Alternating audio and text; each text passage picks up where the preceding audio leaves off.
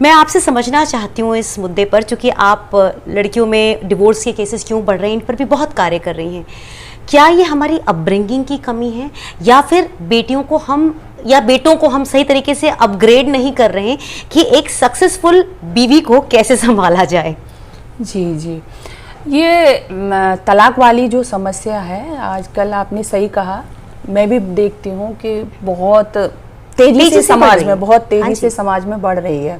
तलाक भी जो मैं समझती हूँ कि उसमें यही है कि अहम टकराता है दो पति पत्नी का, कि मैं क्यों बड़ा, मैं क्यों छोटा। लेकिन हमारे यहाँ कहा गया कि नहीं, ये तो जैसे एक रथ होता है और रथ एक पहिए से नहीं चलता, दो पहिए। तो गृहस्थ रूपी रथ के पति और पत्नी दो पहिए हैं, दोनों मिलके चलेंगे तो घर चलेगा, अथवा ये जो तलाक है ये होगा। और एक बात और बताऊं आपको कि ये जो तलाक शब्द है ना, तलाक किसका शब्द है? उर्दू का शब्द है। इंग्लिश में डिवोर्स कहा जाता है, लेकिन हमारी वैदिक संस्कृति में इसके लिए कोई शब्द नहीं बना है। क्योंकि यहाँ आपने भी सुना होगा, मैंने बूढ़ी माताओं बहनों को भी सुना है कि अरे एक बार जिसका हाथ पकड़ लिया जीवन भर निभाना है। हाँ, तो कहते हैं पाणी ग्रहण संस्कार, पाणी ग्रहण, हाथ पकड़ना है ना जिसको।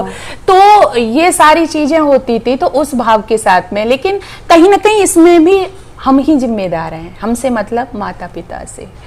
जब आपने देखा होगा आजकल विवाह जो हो रहे हैं, विवाह शादियां, उसमें पहले से कितना इंतजाम करते हैं हम, है ना। बहुत सारे शॉपिंग कर रही हैं, माता बहनें ब्यूटी पार्लर जा रही हैं, और भी बहुत सारे। लेकिन धीरे धीरे बैंड बाजा हो रहा है ना। और फिर जब विवाह का समय आ गया, शादी वाला दिन, तो हम बहुत सारा समय किसमें खर्च कर देते हैं। बहुत सारा समय, तो सबसे ज्यादा समय आज के समय में कहूँ नाच गाने में, डांस करने में, शराब पीने में, है ना। इसमें हमारे 2-3 घंटे कोई लिमिट नहीं होता। लेकिन जैसे ही विवाह संस्कार जब होता है, वो समय आता है, तो वहाँ क्या पंडित जी से आके क्या कहते हैं, पंडित जी थोड़ा जल्दी कर दीजिए, है ना, तो थोड़ा जल्दी कर दीजिए। तो कई बार मेरे हृदय में वेदना भी होती है इन चीजों को देख करके कि उस जगह पे जहाँ हम वो जल्दी कह रहे हैं ना, फिर ऐसे ही जल्दी होगी।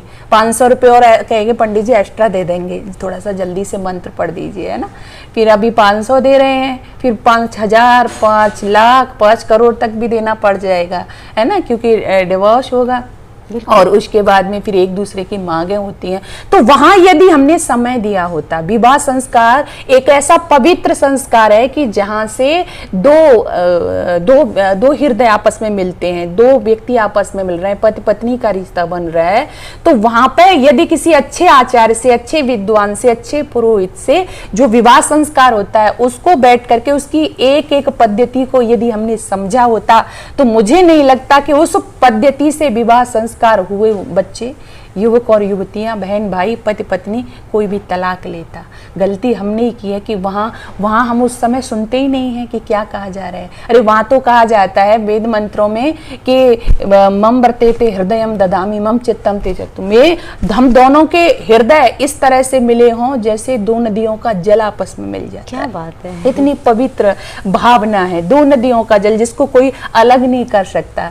तो इतनी सुंदर सुंदर वेद मंत्र, इतनी सुंदर भावनाएं सुन करके जब हम गृहस्थ आश्रम में प्रवेश करेंगे, तो मुझे नहीं लगता कि जो आज चल रहा है समाज में होगा। गलती हम ही करते हैं, जहां हमको समय देना चाहिए था हमने समय नहीं दिया।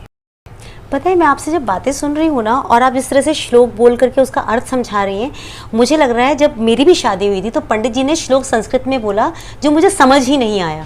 तो मुझे लगता है कि शायद ये जो जनरेशन है वो श्लोक सुन के वो समझ ही नहीं पाती। अगर इस तरह से कोई समझाए तो कितना इंटरेस्टिंग लगे, बच्चा सुने उसको बैठ करके कि क्या क्या श्लोक समझाया जा रहा है। बिल्कुल, वो भी खाना पूर्ति करते हैं असल में। देखो वो इसलिए क्योंकि हम देखते नहीं है ना। मैंने कहा ना कि हम क्या देखते हैं कि कोई विवाह, कोई शादी कितनी बड़ी है, हम कैसे देखते हैं उसको, उसमें बैंड कितना है, कितना मतलब कितने पैसे का है, कितना बड़ा बैंड है, और मैरिज होम कैसा है, उसमें जो भोजन है वो कैसा है। लेकिन हम कभी देखते हैं कि पुरोहित कैसा है, उसका आचार्य कैसा है, जो विवाह संस्कार करवा रहा है, नहीं देखते। तो ऐसा नहीं है, आज भी है, श्लोक नहीं वेद के मंत्र होते हैं वो, और मंत्रों के माध्यम से वो विवाह संस्कार किया जाता है। हमारे जो 16 संस्कार है, मैंने कहा ना, तो विवाह संस्कार उसका प्रमुख स्थान है, विवाह संस्कार का। और आज भी योग्य आचार्य हैं, और बहनें भी करा रही हैं, हमारे गुरुकुल की आचार्याएं हैं, वो भी विवाह संस्कार करा रही हैं। तो हैं जो इस तरह से आपने कहा कि अच्छी तरह से समझा करके, एक एक पद्धति का अर्थ बता करके यदि हम कराएं, तो अवश्य ही हमारे जो नए, हमारे जो बहन हैं, हमारे जो भाई हैं गृहस्थाश्रम में जा रहे हैं, उनकी समझ में जरूर आएगा। और समझ में आएगा तो अवश्य ही हम ये जो तलाक जैसी एक पद्धति समाज में चल पड़ी है, जो काफी वेदनापूर्ण है और हमारी संस्कृति का हिस्सा नहीं है, इससे हम राहत पाएंगे।